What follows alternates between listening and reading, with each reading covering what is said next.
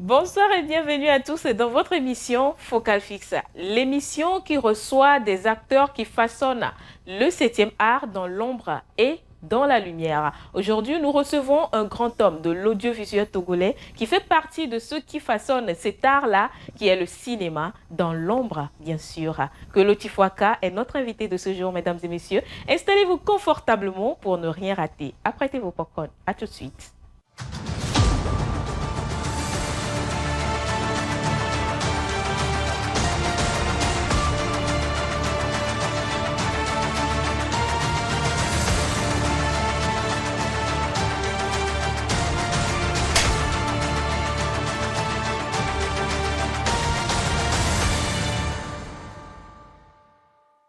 Alors, comme je le disais dans l'introduction, Kolo Tifwaka est avec nous aujourd'hui dans cette émission Focal Fixe. On l'a déniché aujourd'hui. Il est avec nous. Bonsoir, Monsieur Kolo. Bonsoir, Madame Aleke. Oui, alors, soyez les bienvenus sur le plateau de Focal Fixe. Merci pour l'invitation. On va se présenter. Moi, je t'ai présenté en tant que technicien audiovisuel. Tu es producteur, tu es directeur de production, directeur de festival. Mais comme de coutume dans cette émission, on laisse les invités aussi eux-mêmes se présenter. Je suis à l'état civil Tipoaka, parce qu'en éveil, le F se lit le P. Donc c'est Tipoaka, Maupemo, Jean Kelo. Pour me présenter, je suis technicien audiovisuel, directeur de festival, gérant de la société Mabaet Proan. Et pour terminer, je vais dire que je suis un homme à tout faire sur un projet de film. Effectivement, un homme a plusieurs casquettes sur un plateau, sur un projet de film et tout. Alors, on va revenir à nos mots et tons. Ouais, la raison de ta présence sur le plateau de Focal Fixe aujourd'hui. Il n'y a pas grand-chose à dire, sauf que quand tu as de l'ambition, quand ton ambition n'est pas démesurée, tu prends le temps de le faire. Et quand tu fais ce que tu aimes, tu le fais avec amour pour un temps. Et quand tu fais le bilan, tu fais l'introspection et tu te dis j'ai quitté un point A à un point B. Et en cours de route, j'ai croisé pas mal de choses et mon objectif est atteint ou pas. Et tu fais le bilan.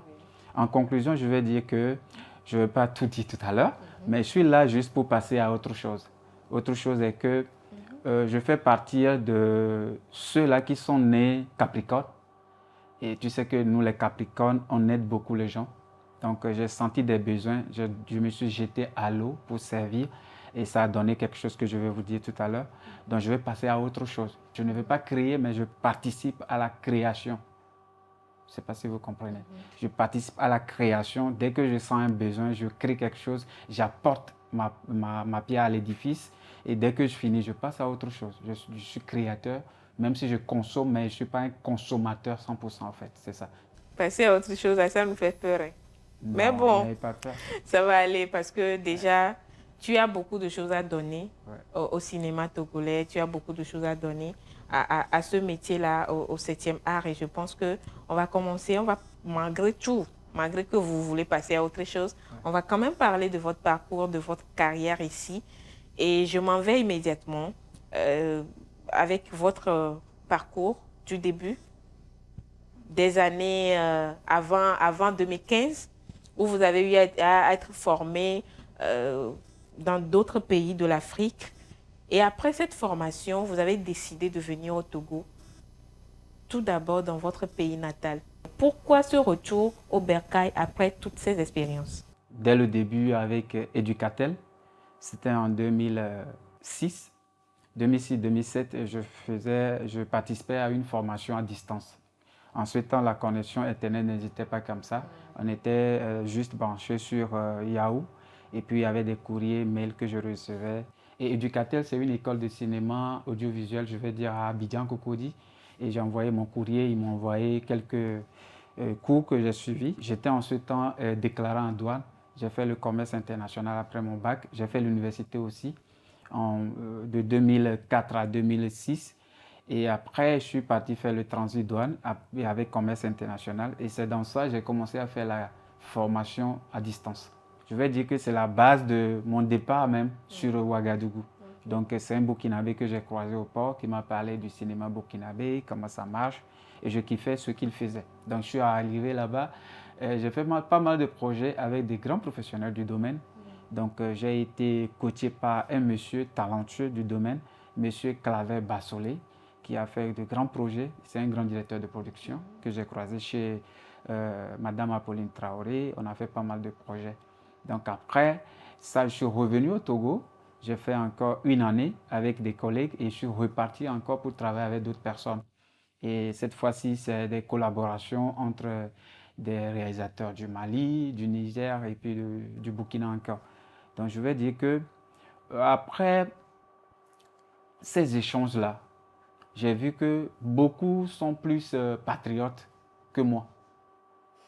Quand je parle du patriotisme, ce n'est pas péjoratif, mais je me dis, si je dois quitter chez moi, aller ailleurs, faire ce que j'ai appris avec les autres, pourquoi ne pas venir chez moi et être à l'aise? Parce qu'on aime bien que chez soi. Et il y a un tonton du domaine du cinéma togolais, un monsieur bien reconnu que vous connaissez peut-être. Moi, je l'ai croisé à Ouaga, il m'a dit, pourquoi tu n'as pas commencé à Lomé et tu viens ici? Il me dit, bon, je ne savais pas. Et feu à Balo Kilouzou, et son mot retentissait toujours dans ma tête et je me dis, je rentre chez moi pour servir s'il y a besoin. C'est pour ça que je suis rentré.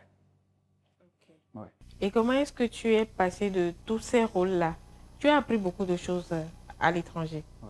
Tu as beaucoup de connaissances en régie, script, direction de production et tout. Tout d'abord, pourquoi vouloir faire tout ça là au même moment? Au fait, moi, j'ai pas été dans une grande école. Je parlais de Dicatel. J'ai une fois aussi participé à des ateliers. J'ai participé aussi aux petits ateliers avec Instu Imagine, avec, je ne vais pas citer tout.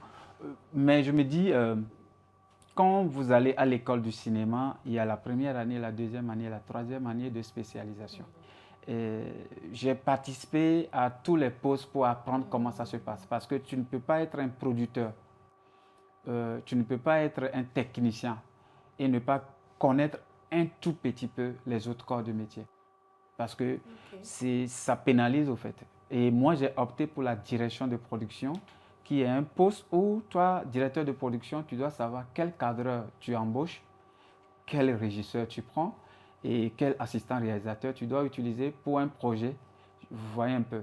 Donc, du coup, j'ai pris le temps de toucher à tous ces postes-là techniques pour comprendre, apprendre, appliquer, pour pouvoir exercer mon rôle de directeur de production.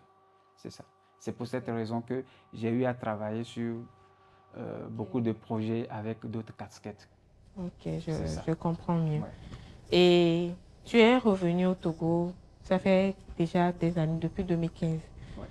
Ouais. Une petite historique pour nous, parce qu'en 2015 et en 2025, quelle a été la différence, l'évolution des choses que tu as remarquées? Aujourd'hui, je vais dire que je suis très content. Pas trop fier, mais je suis très content d'avoir participé un tout petit peu à l'évolution du cinéma togolais. Et d'ailleurs, c'était pour cette raison que je suis là. Quand on m'a invité, je suis là. Des fois, quand il y a une réunion, je suis là. Parce que en 2015, quand je suis rentré, je voulais faire un film. Et le film n'a pas abouti. C'était un film de 13 minutes, mais ça n'a pas abouti parce que j'ai appelé des comédiens. Le niveau, bon, je pense que ça va un peu, mais des techniciens. Moi, je voulais faire ce que j'ai vu à Ouaga ici. Et le cadreur même ne maîtrisait pas le cadrage, la direction photo.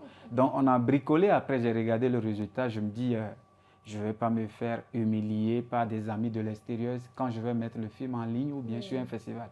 Donc, j'ai renoncé à tout et j'ai lancé un projet de formation avec des collègues à moi. Donc, on était sur la base d'aller former des gens à Palimé et on a commencé à Thiévier. On est parti, mais ça a foiré.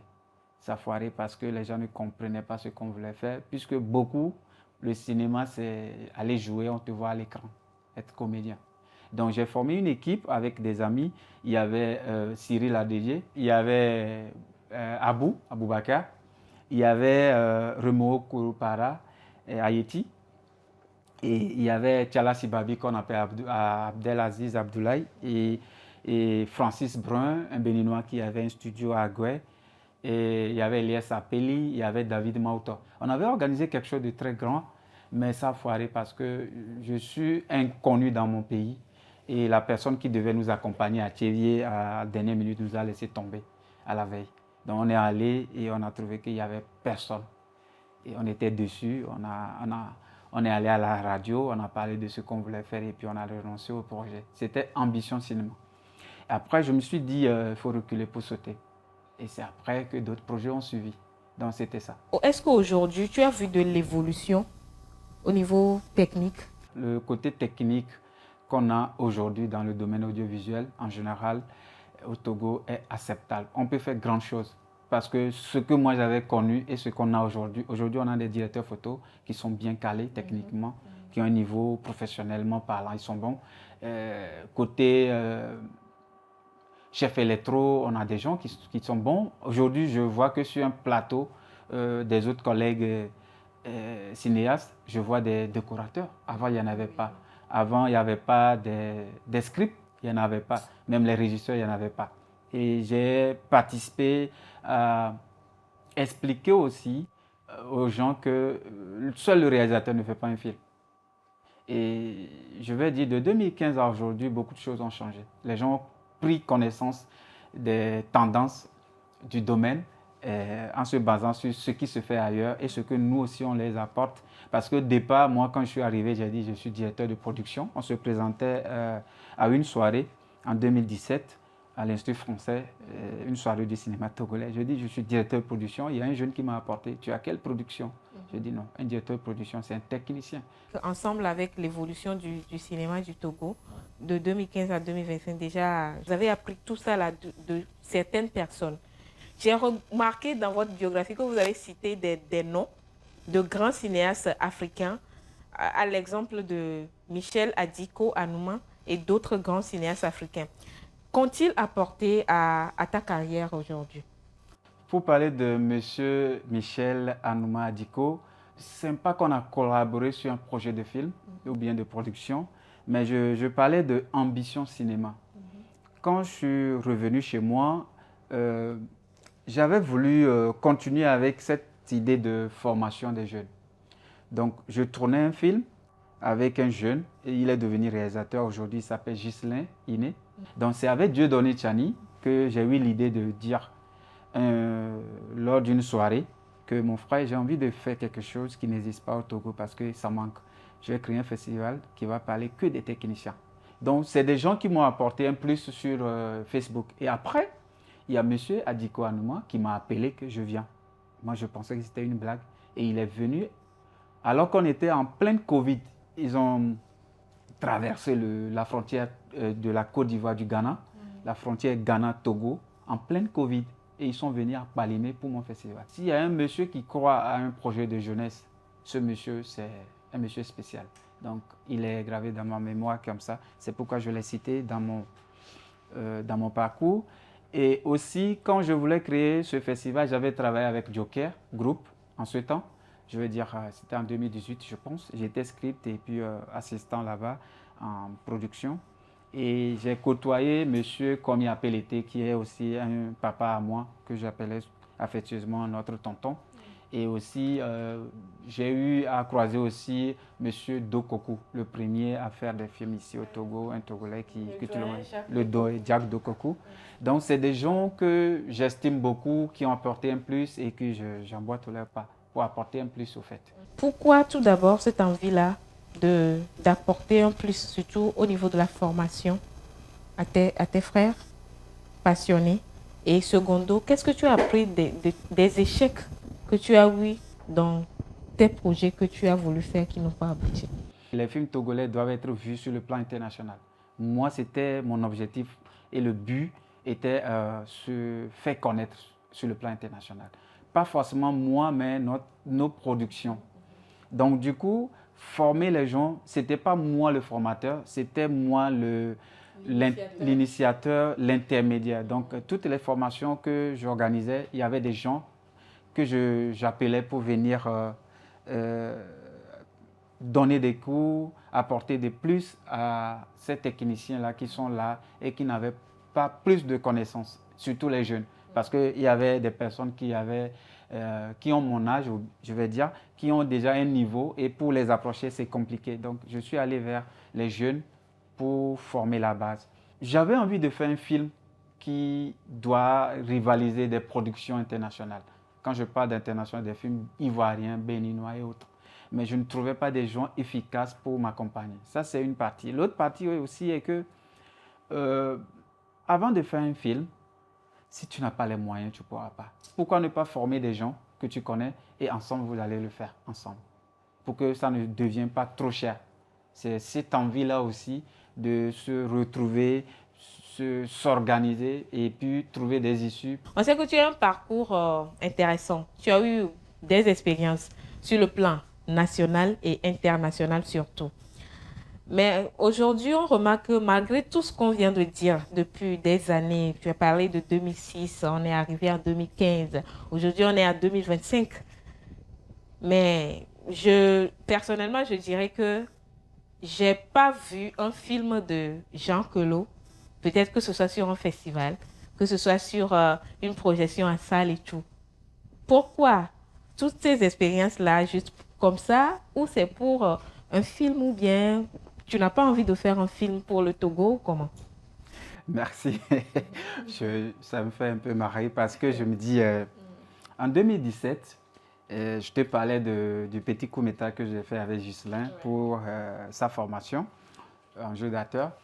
Quand on a fini le montage avec Dieudonné, on était parti sur une production de Phoenix Production, qui était en création. Après ce projet, j'ai tourné un court-métrage et c'est JC1, comment on l'appelle, Jean-Claude Oyali. Oui, Jean-Claude Oyali. Oui, qu'on appelle affectueusement JC1, qui est le principal, l'acteur principal du projet. Le titre, c'est Le Comble. Ça parlait sur l'environnement. C'était passé même sur le festival de films de Lomé, Festilom, à l'Institut français. Okay. Après, c'est parti sur Festi Ciné au Gabon. Après, c'est parti sur le festival Chikunti au Niger. Après ça, je me suis lancé en pleine Covid en 2019, parce qu'on était en confinement. J'ai fait 2 courts-métrages. Un avec Dieudonné Tchani, qui a participé au Kino Paris. C'est le cabaret de Paris. On a travaillé en ligne. Nous, on a tourné à Lomé. On a envoyé. Ça a été projeté à Paris.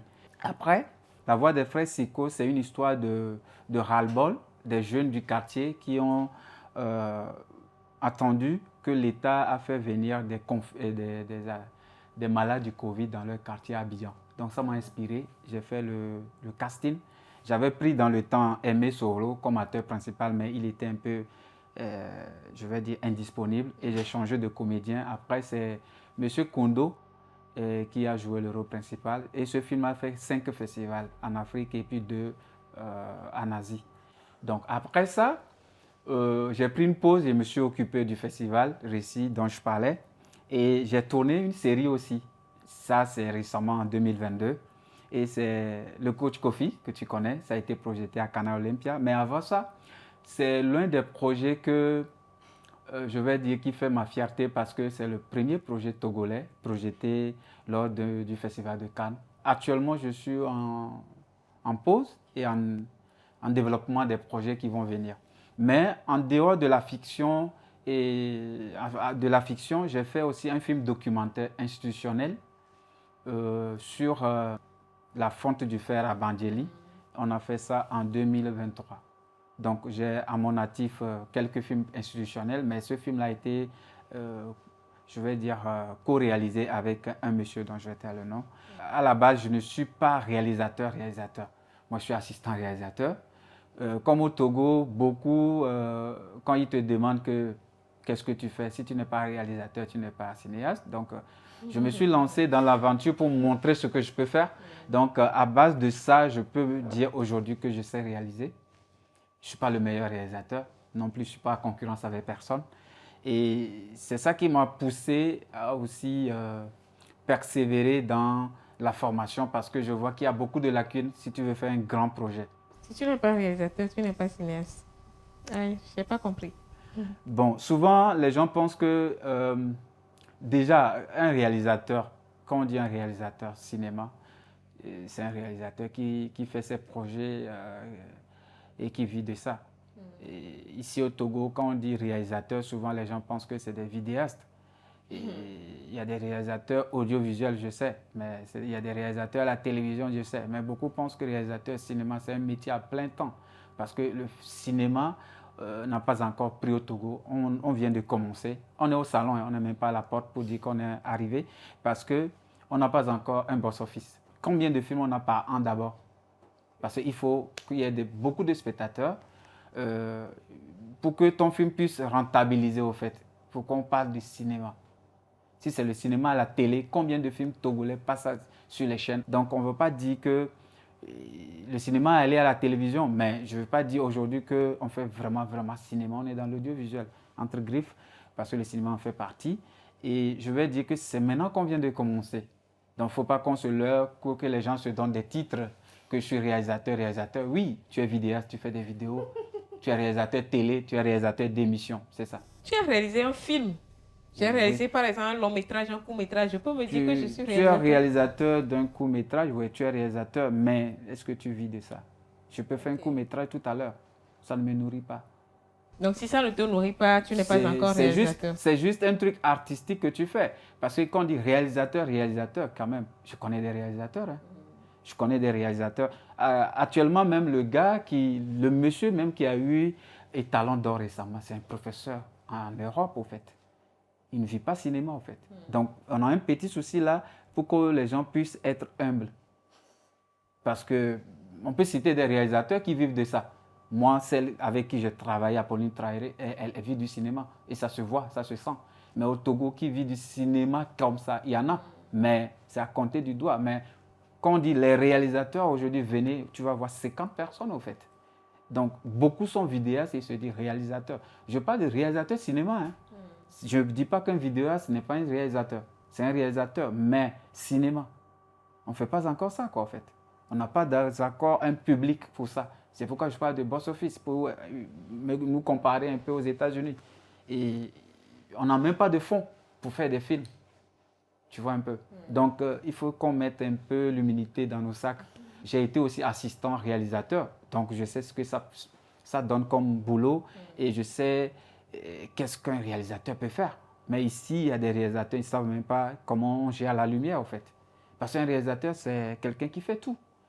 Quand je dis quelqu'un qui fait tout, ce n'est pas qu'il le fait avec sa main, mais il sait le faire et il dit « fais-moi ça comme ça ».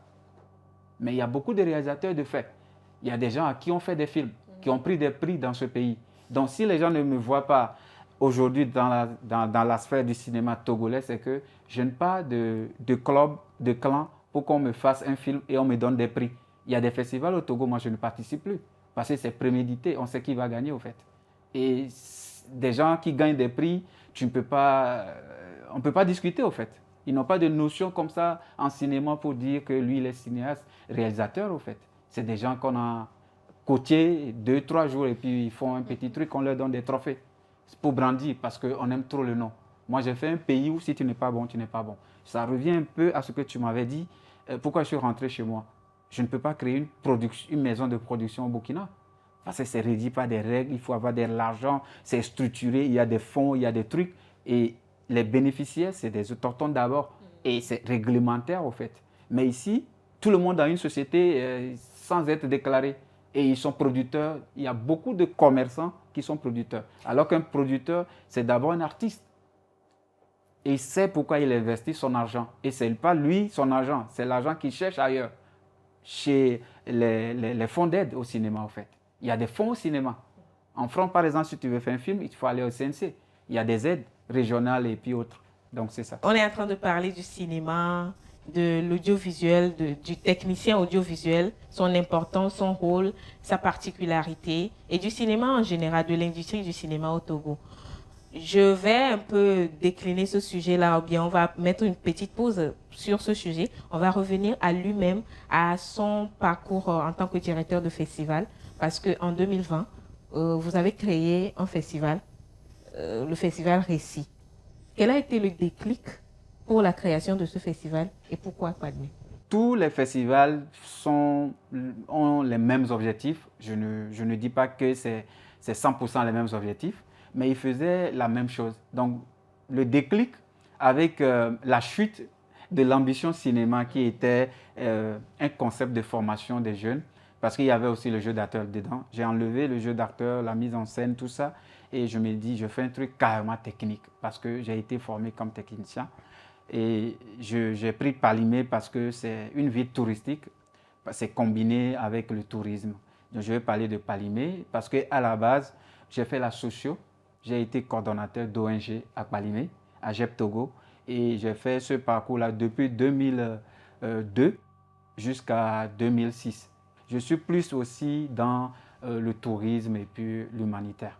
Donc ça fait que Palimé, c'est chez moi. Moi, j'ai eu mon bac au lycée de Kodi. Et ça fait que je veux faire quelque chose chez moi pour montrer que au moins j'ai quitté chez moi pour aller à l'extérieur. Je suis revenu avec quelque chose. C'est pourquoi j'ai pris Palimé.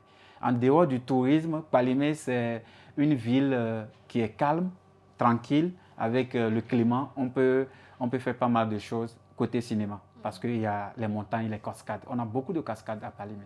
La région, c'est la meilleure. Côté, quand vous êtes en repérage pour faire un film, allez à Palimé, il y a tout. Côté formation, vous amenez des expérimentés, des grands noms du cinéma pour venir faire des formations sur votre festival, pour votre image, pour l'image du festival et tout. Comment est-ce que vous arrivez à réussir ce pari? Je veux dire que c'est Dieu. Il y a Dieu dedans parce que si tu fais quelque chose qui n'existe pas, je veux dire, qui n'existe pas sur le sol togolais, hein, pas qui n'existe pas vraiment dans le monde. Parce que quand j'ai lancé le festival, s'il y a des Camerounais qui m'ont écrit, des Congolais, surtout la RD Congo, aime beaucoup ce que je fais. J'ai pas mal d'amis là-bas que je n'ai jamais vus. Le Gabon, la Centrafrique, le Tchad aussi, et la Guinée. Et après, le Burkina Faso, c'est ma maison. C'est là où j'ai fait pas mal de choses. Donc, je me dis, quand j'ai lancé, les Ivoiriens sont arrivés. Après les Ivoiriens, il y a la professionnelle, la dame la plus gentille que je connais, Françoise Sédogo, qui m'a appelé. Et après elle, il y a le Mali, avec la maman chérie, avec qui je change beaucoup, Fatoumata Koulibaly, maman FC, que je salue de passage. Et il y a des amis au Sénégal aussi qui kiffent ce festival. C'est pourquoi je dis c'est Dieu. Parce que c'est quelque chose que beaucoup de techniciens ont envie de voir. Et comme anecdote, l'édition 2021, j'ai mis Amat Nian, qui est le meilleur directeur photo aujourd'hui, l'un des meilleurs, pour ne pas dire le meilleur, photo du cinéma africain. Amat qui a fait pas mal de productions, il est sénégalais. Actuellement, il est le président de l'association des techniciens du Sénégal, ATTAC, que je salue au passage. Et j'ai mis aussi sur la même affiche de mon festival Abdoulaziz Diallo, qui est le chef opérateur je vais dire, du film Cacao, Niabla, Niabla, pas mal de projets. Donc, ce n'est pas les personnes les moindres que j'appelle pour accompagner le festival parce que c'est des gens qui sont oubliés, au fait, qui se retrouvent dans ce festival. Parce qu'un film qui a été réalisé par un réalisateur, ce n'est pas lui qui fait tout, au fait. Donc, chez nous, au départ, on pensait que le réalisateur, c'est le dieu sur le plateau, alors que c'est lui qui dirige, mais il y a des créateurs qui sont derrière, qui lui apportent leur expertise. Donc, ces techniciens-là se retrouvent vraiment dans ce que je fais et ils m'appellent des fois, ils m'envoient des mails pour participer. Récemment même, il y a un Sénégalais qui m'a appelé, qui veut participer à l'édition qui vient. Je sais que tu as un festival qui élève ou bien qui valorise les techniciens, ceux qui sont derrière la caméra. À quel moment tu t'es dit, à partir de maintenant, je tiens quelque chose de grand? Et c'est quand les Ivoiriens sont venus et la Burkinabé Françoise est arrivée et d'autres personnes m'appelaient de gauche à droite. Je me dis, c'est dans quoi je me suis mis, quoi. C'est là où j'ai commencé à dire que bon, je suis dans quelque chose qui est grand. C'est ça. C'est ce qui m'a poussé à mettre des têtes d'affiche sur les affiches du festival et puis appeler de grands noms pour venir coacher les gens, apporter leur plus sur les ateliers de formation. C'est ça. Et tu as eu à travailler avec beaucoup de personnes, beaucoup d'équipes, des équipes vraiment dynamiques. Mais aujourd'hui, nous avons des témoignages. Je ne sais pas si ce sont des témoignages mauvais ou bien de bons témoignages par rapport à ton travail, bien à ta collaboration. Mais nous allons aller et on va revenir juste après pour la surprise. La beauté d'une femme s'exprime dans chaque détail et ses cheveux en sont le reflet. Avec Lady, offrez à vos cheveux le soin qu'ils méritent. Ce shampoing nourrissant revitalise, illumine et redonne vie à chaque mèche. Des cheveux soyeux et brillants, c'est la promesse d'une confiance renouvelée. Choisissez Lady et révélez l'éclat de votre beauté.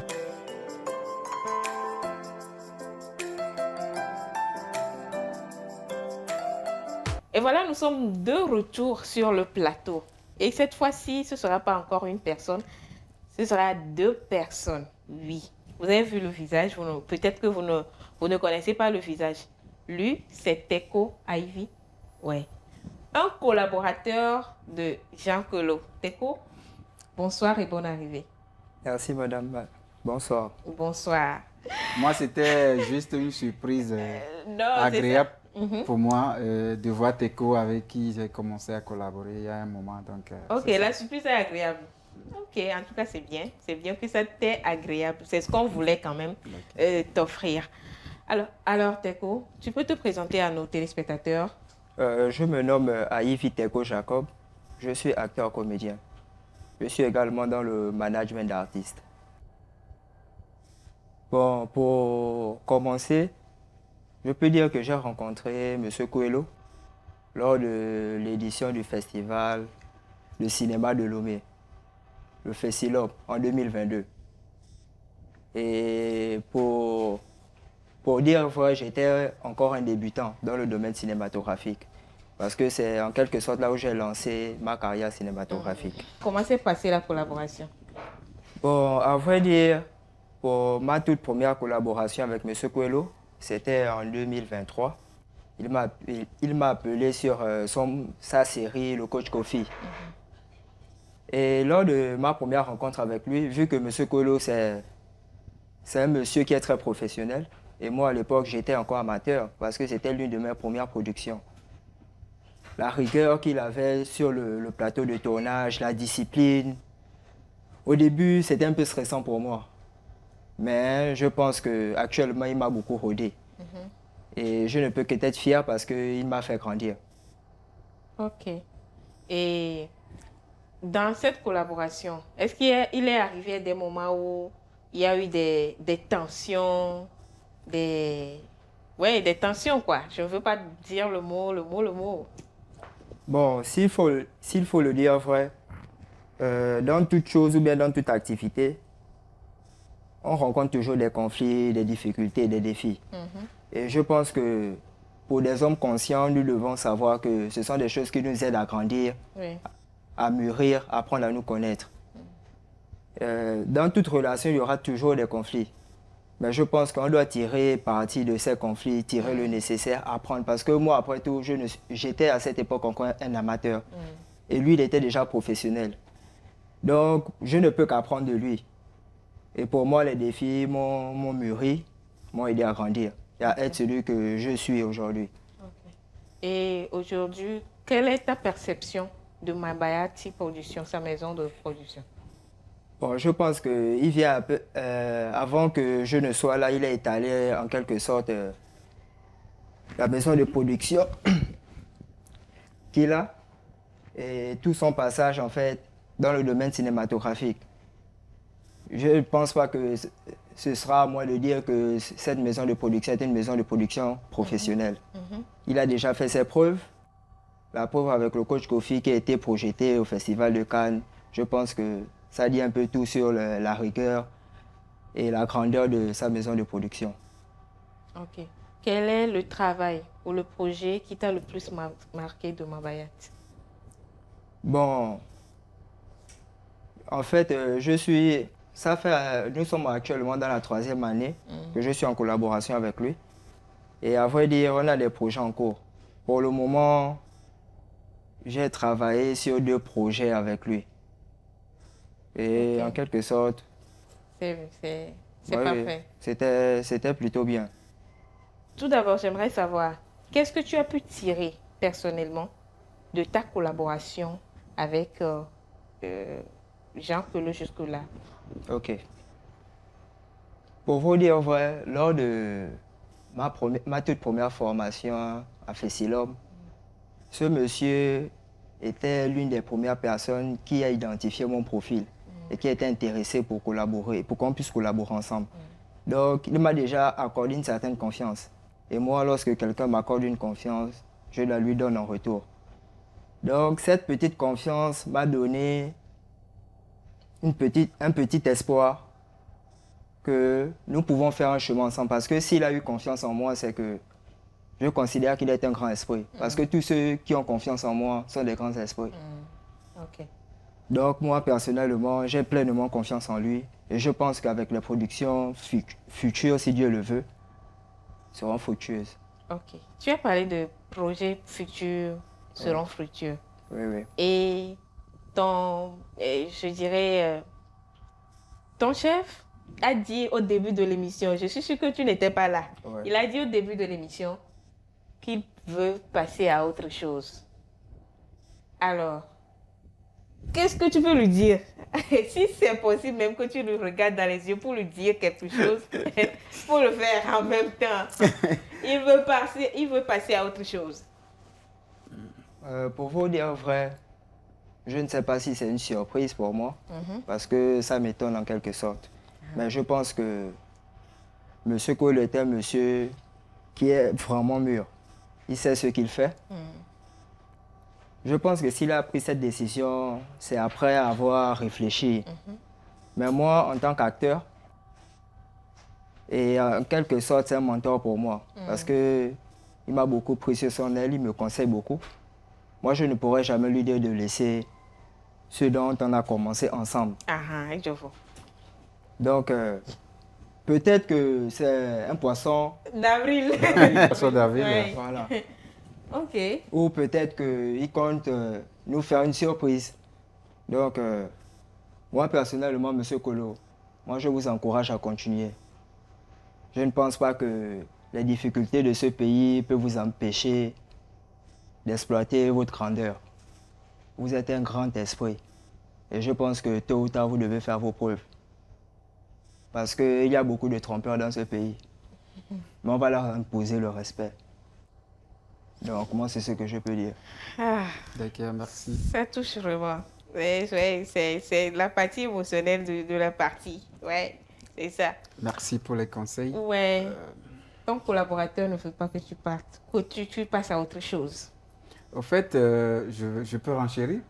Je peux dire que je veux passer à autre chose ne veut pas dire la société ne va plus exister. Okay. La société est là, c'est une société qui a été créée pour la production audiovisuelle. Les projets qu'on a commencés, on a jusqu'à présent en développement 10 longs métrages et 3 séries déjà écrites. Et je vais dire que la société ne ferme pas ses portes. Mais je vais passer à autre chose, je vais dire beaucoup de choses. Je suis artiste, mais la société est là, donc les projets vont continuer. Ok, donc t'es courageux sur toi, n'aie pas peur. N'aie pas peur. Alors, bon, je vais te libérer.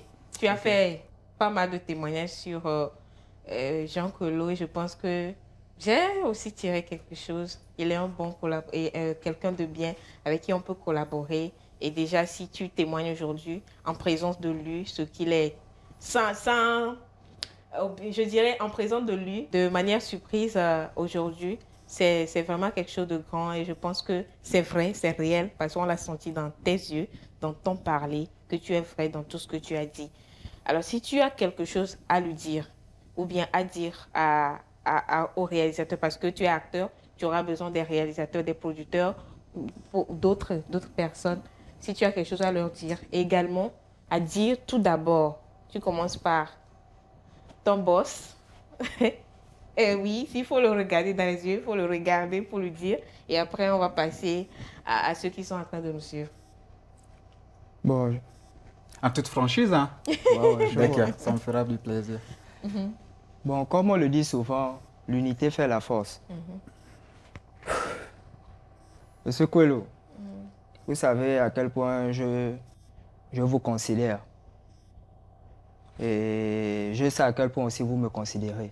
parce que la confiance que vous m'avez accordée depuis notre toute première rencontre a été cruciale. Donc, moi personnellement, je compte toujours sur votre talent, votre foi, votre détermination pour que nous puissions réaliser de grandes choses. Parce que ce pays mérite d'être valorisé à l'international. Parce que lorsqu'on essaie d'observer le cinéma togolais, on constate que nous ne sommes pas vraiment mis en avant au niveau international. Et je pense que vous allez dans ce même objectif que moi. Donc je pense vraiment que si vous prenez encore un peu de patience, vous soyez un peu plus déterminés, je pense qu'on ira quand même loin. Ok, Inch'Allah. merci. Merci beaucoup. Et à tous ceux qui nous suivent actuellement, parce que tu es acteur et tu peux te vendre. Hein. Au cas où, on ne sait jamais. Bon, pour mes chers techniciens, que ce soit les producteurs, les réalisateurs ou mes collègues, comme on le dit toujours, l'unité fait la force. Si nous ne sommes pas unis, nous ne pourrons aller nulle part. La preuve, le Nigeria est une preuve valable. Lorsque nous sommes unis, on réalise de grandes choses. Donc j'espère vivement que ce message va pouvoir toucher l'attention de toute l'industrie cinématographique. Soyons unis et respectons-nous. Okay. Et je pense qu'avec le travail, la détermination, on pourra faire de grandes choses. Inch'Allah. Inch'Allah. Merci beaucoup à toi, Teko, d'avoir accepté d'avoir accepté faire cette belle surprise à ton boss Jean Colo. Merci beaucoup à toi. Merci et à on vous. se dit à très bientôt en offre. On se dit à très bientôt. Donc, pour continuer notre discussion avec Jean Colo. Ok. Il a quelque chose à Oui, dire. je vais juste dire merci d'être passé. Et sans mentir, je ne suis pas le boss, mais je suis ton collaborateur. Malgré que je suis le gérant de la boîte, je suis ouvert à tout le monde, mais tu as quelque chose que moi j'aime, et c'est l'humilité. Merci d'être passé. Merci beaucoup. Merci. C'est mignon. Avant l'arrivée de Teko, nous étions en train de parler du festival Récit. Et donc, nous allons continuer cette discussion-là pour rentrer dans d'autres choses parce que Jean Colo s'intéresse beaucoup à tout ce qui est technique. Le festival Récit rassemble les techniciens. Et l'ATCAT également est une association dont il a eu l'idée là de réunir tous ces techniciens ensemble. Il a autour de lui d'autres techniciens. Ensemble, ils ont créé l'ATCAT. Voilà, aujourd'hui, je vais lui poser la question pour savoir quel est le lien entre ATCAT et Récit. D'accord. Merci pour la question. Oui. Je veux dire que, au préalable, je disais, c'est chambre et salon. Le récit, les rencontres cinématographiques des techniciens de Palimé est né avec l'idée de faire la promotion des techniciens. Donc, un festival doit être accompagné par une association. Parce qu'au départ, je l'avais accompagné avec mon expertise et puis une association avec laquelle j'ai travaillé. Et après, je me suis dit, pour aller chercher des financements internationaux, pour chercher des fonds pour ce festival, il faut quelque chose de crédible. J'ai discuté avec, comme tu le sais, je connais un peu le monde du cinéma africain, des gens avec qui j'ai côtoyé, qui sont techniciens, dont j'ai cité des noms. Et on m'a proposé un monsieur, et c'est lui qui m'a dit, mon frère, il faut créer une structure avec tout ce corps de métier, la technique, et vous allez travailler ensemble sur le festival. Parce que le festival se fait souvent à Palimé, et le déplacement pour aller à Palimé, beaucoup quittent Lomé parce que les techniciens sont plus à Lomé qu'à l'intérieur. Parce qu'à Palimé, le cinéma n'est pas encore ça. Mais il y a une équipe sur place là-bas qui fait un peu le boulot, mais ce n'était pas vraiment ça. Donc, j'ai réfléchi et je me suis dit, bon, pourquoi ne pas le faire? Donc, au départ, le festival est né avec l'apport des gens avec qui j'ai travaillé sur mes petits projets de courts-métrages et séries. Je vais citer Nestor Zion, qui est chef opérateur de prise de vue. Il y a Dieudonné Tchani, qui est aussi réalisateur et monteur. Il est plus dans la post-production actuellement. Il y a Antoine Evolassi, qui est directeur photo. des gens qui m'ont accompagné sur la première édition. Il y a Sewa Vincent et 2 personnes m'ont marqué avec le festival, c'est Charles Echi, réalisateur, et Boris Paco Massagba, qui m'ont accompagné depuis le début de la création de ce festival à Palimé. Donc avec eux, on a réfléchi et finalement on s'est dit, bon, on se regroupe, on appelle tous ceux qui veulent être dans l'association et on fait une assemblée générale constitutive. Et ça a été fait. L'assemblée a été faite, je vais donner la date, le 20 janvier 2022. On l'a fait à la Maison des Jeunes d'Amadaromé. Donc après l'assemblée, on est parti déclarer l'association, tout ça. Donc je vais dire que l'association va directement de pair et de mère avec le festival. Parce que tous ceux qui sont dans l'association aiment ce festival-là parce que le festival met en avant les techniciens. Je vais dire ça comme ça. Ok. Alors, l'association est déjà mise en place et nous voyons l'évolution de tout ce que vous faites. Alors, quels sont les garde-fours mis en place pour que l'association puisse évoluer, puisse faire défendre tout ce qu'elle veut défendre? D'accord, merci. Je pense que AT4, Association technicien du cinéma au Togo, ou bien du Togo, a un règlement intérieur, un statut. Et en dehors de ça, nous avons mis en place un collectif de membres fondateurs. Et c'est ces membres fondateurs qui sont la base de l'association, qui vont diriger toutes les activités.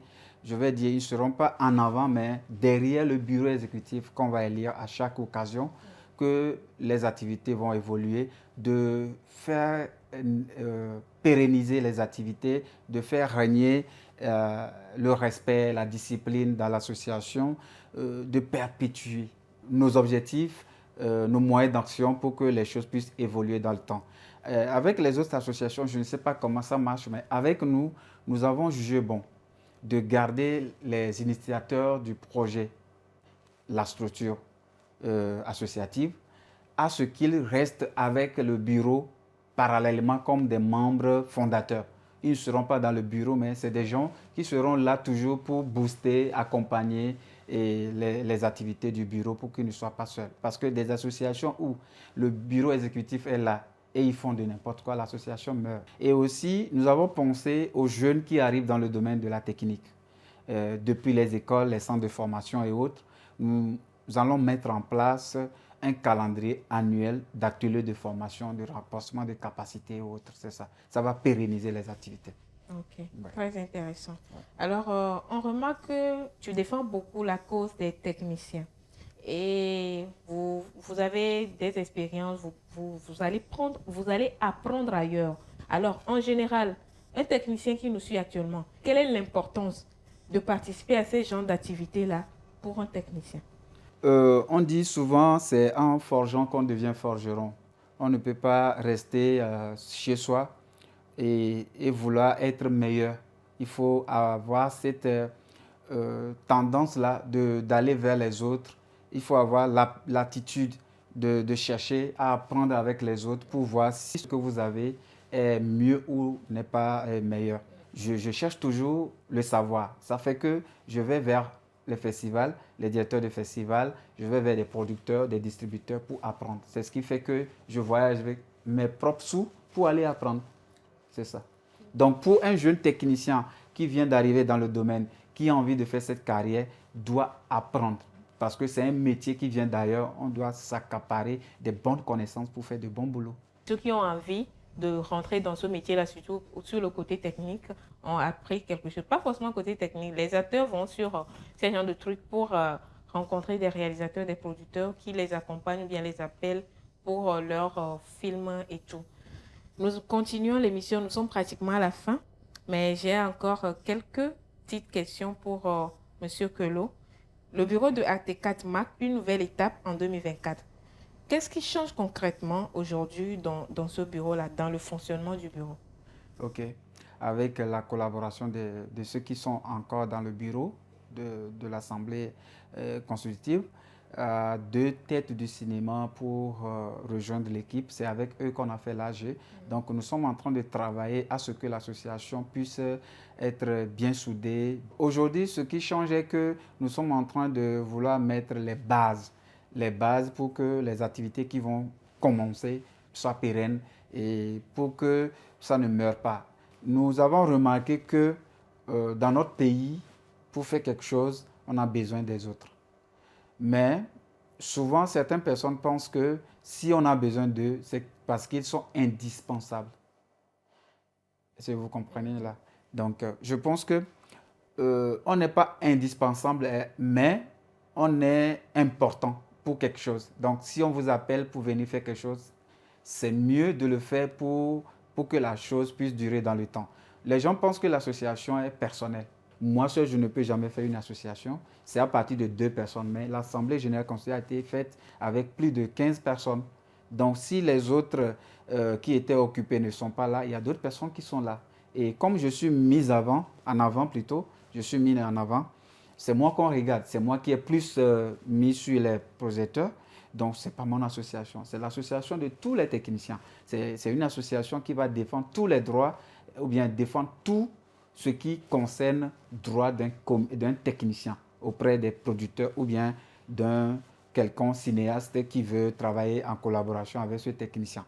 Ce bureau est en conclave pour sortir quelque chose de très bon pour que les membres qui viennent d'arriver et ceux qui étaient là puissent en bénéficier. Donc, je vais garder le suspense pour ne pas dévoiler tout parce que nous sommes en train de reconstruire la chose pour que ça puisse prendre, pour que le pain soit bien beurré, c'est ça. Ok, Ouais. pour que le pain soit bien beurré. Ouais. Selon vous, quelles sont les 3 principales priorités? Il y en a beaucoup, hein, mais je veux 3 seulement.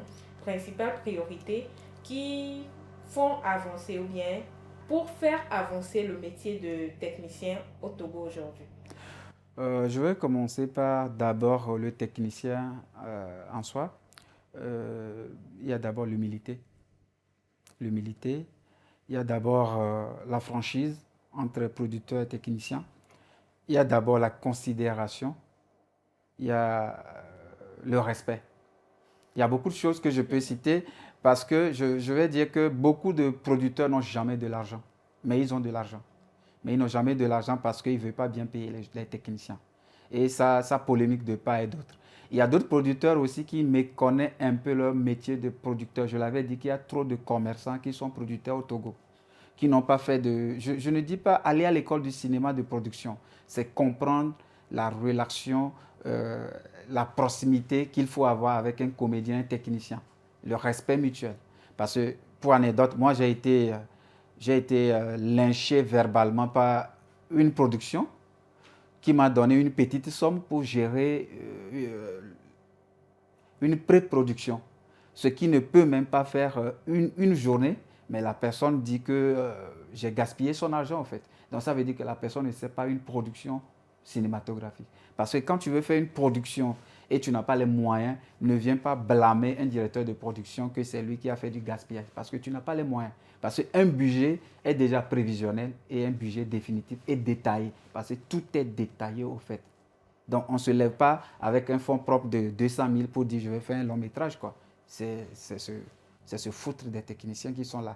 Parce que ça ne peut rien faire. Ce n'est pas un clip, même un clip vidéo. Tu ne vas pas aller chez Kabash pour faire un clip à 200 000, il ne va pas te faire ça. Donc ça dépend de ce qu'on veut faire. C'est pourquoi je dis il faut l'humilité, la compréhension et le respect. C'est ça. Parce qu'aujourd'hui, je peux continuer avec ceci. Il y a beaucoup de productions qui se basent sur des réseaux, des clubs pour faire leur production. Et quand ils ont l'argent, tu ne sais pas. Alors que normalement, dans un pays où tout va culturellement, côté cinéma, il y a un fonds local qui est là. Et par exemple, quand tu prends la Côte d'Ivoire, il y a le fonds XI qui est là, il y a le FOPICA qui est basé au Sénégal. Quand tu as le fonds, c'est déclaré, tout le monde sait. Même s'il y a d'autres fonds qui viennent, on sait. Mais ici, on n'a pas de fonds, on n'a pas de financement. Ce n'est pas ça qui fait un film, mais ça nous bloque. En tant que promoteur de festival, moi, ça me bloque déjà à travailler sur mon festival parce qu'il n'y a rien. Il n'y a pas d'accompagnement pour qu'on ait une accréditation valable auprès des partenaires sur place. Les potentiels partenaires, normalement, quand je prends, pour ne pas faire la pub, les téléphonies mobiles, Movo Togocel ou bien YAS, devait nous accompagner. Je ne tacle pas, mais je me dis, la culture côté cinéma, c'est comme si on nous dit de faire des films pour le FESPACO, mais on fait des films à 10 francs pour aller prendre des prix. C'est la magie qu'on veut qu'on fasse, je ne sais pas. Donc, il y a beaucoup de soucis côté production qui fait que nous, les techniciens, on est banalisé. Et quand on t'appelle sur une production, c'est comme si tu viens quémander. Parce que le producteur qui est là, comme il n'est pas dans un réseau, mais il a envie de faire un film, il fait avec son moyen de bord. Il y a des gens qui sont malhonnêtes dans ce lot aussi, qui ne paient pas bien, malgré qu'ils aient des fonds, OIF par exemple, et qui ne paient pas bien. Vous voyez un peu. Donc du coup, il y a la malhonnêteté et il faut qu'il y ait la franchise au fait. Donc, en tant que technicien, je demanderai aux collègues d'être professionnels et puis ça va se régler. Parce que quand tu es professionnel, on ne va plus t'utiliser. Il y a un truc aussi, il y a certains réalisateurs entre nous, parce qu'on est techniciens aussi, qui s'endossent à d'autres producteurs pour avoir leurs collègues techniciens qui vont travailler sur des productions et qui seront mal payés. Et je pense que ça aussi, c'est une mauvaise chose. Donc, ATK est venu pour mettre de l'ordre, pour voir les droits. Et récemment, on est en train de parler à l'AG de nos barèmes, combien on paie les techniciens. Donc, on va parler de ça aussi. Après, dans nos activités, on va regrouper les techniciens, on va leur dire comment le travail se fait. Et aussi, on a besoin de l'appui de notre ministère pour nous accompagner. Et c'est pour cette raison que je dis, si ça ne va pas, c'est parce qu'on n'est pas honnête. On ne s'aime pas. Les gens ont la langue de bois. Ce qui se dit, par exemple, aujourd'hui ici, ce que moi je dis, il y a des gens, ils le savent, mais ils ne peuvent pas le dire parce qu'ils ont peur des représailles. Mais moi, je ne le dis pas pour blesser quelqu'un, mais c'est la vérité au fait. Parce qu'on ne s'aime pas. Dans le domaine même, on ne s'aime pas. Si on s'aimait vraiment, on n'allait pas se faire des coups bas, on n'allait pas créer des sous-groupes, on n'allait pas créer des clans. Quand l'argent vient, on se le partage, quoi. Il y a ça aussi. Il faut qu'on se le dise. Il faut changer les choses. Moi, je sais que l'argent vient. Je suis au courant qu'il y a des gens qui prennent des financements dans ce pays et qui paient mal, au fait, et qui ne dévoilent même pas. Donc, il faut que les choses soient mises dans la bonne direction. Et ça va toucher des gens, mais excusez-moi, c'est le franc-parler parce qu'il faut qu'on va de l'avant. On ne peut pas avoir dans ce pays des maisons de production qui sont déclarées, qui n'ont pas de financement, et il y a d'autres qui ont des financements. C'est inégal, quoi. C'était un peu chaud tout à l'heure, mais je pense que maintenant ça peut aller, et parce que c'est la fin pratiquement de l'émission. Un mot de la fin, Monsieur Jean Collot. J'ai un mot à dire aux gens et que on n'est pas pareil. Quelqu'un qui court et quand tu regardes la personne courir, derrière lui tu vois un lion. La vitesse ne sera pas la même quand tu regarderas l'autre qui court et derrière tu vois une souris. On n'a pas le même combat. Donc du coup, je vais dire qu'il faut qu'on s'aime, il faut qu'on s'entraide, il faut qu'on se dise des vérités parce que le domaine culturel et artistique togolais est bourré de trop d'hypocrisie. Chacun pour soi. Et on n'est pas unis. C'est ce qui fait que ça n'avance pas. Je demanderai à tous ceux qui me connaissent, tous ceux qui ont déjà travaillé avec moi, tous ceux que j'ai déjà offensés ou bien tous ceux que j'ai déjà aidés, je vous dis, ce n'est qu'une partie remise. À bientôt, vous aurez de mes nouvelles. Ok. Et au public togolais, aux cinéphiles togolais ou bien aux cinéphiles qui sont en train de nous suivre? Ok. Aux cinéphiles, aux cinéastes, je vais dire que le cinéma togolais a de l'avenir. Les grandes productions n'ont pas encore commencé. Bientôt, on aura un box-office, des box-office. On aura des films qui vont remplir des salles ici de Lomé à Saint-Cassé. On a déjà travaillé là-dessus. Et j'oublie un côté que le travail qu'on a fait est vraiment colossal, que nous avons créé un festival aussi, parce que j'ai mis ma main dans la création du festival qui est à Kara, le Fesmonka. Il y a un autre festival qui est à Mango, le FISAV. Avec le directeur, j'ai aussi participé à la création de ce festival. Donc, je pense que du nord au sud, le cinéma va prendre. Et ce n'est qu'une partie remise. Merci. Dès que vous voyez une affiche de film togolais, allez voir, parce que le niveau a changé. On n'est plus comme avant. Merci. Dès que vous voyez un film togolais, allez y voir parce que le niveau a changé. C'est sur ces mots de Jean Colo que nous mettons fin à cette émission. Nous remercions Jean Colo pour d'avoir accepté notre invitation, de nous avoir fait cette déclaration-là. Merci beaucoup à tous ceux qui nous ont suivis au cours de cette émission. Merci à Aymar derrière la caméra. Merci à Clémentine, à Jean et à tous ceux qui ont contribué à la réalisation de cette émission. Merci à Teko Ivy qui est passé dans cette émission, qui a accepté de faire cette belle surprise à son chef, Jean Colo. Et on se dit à très bientôt pour un nouveau numéro de Focal Fixe.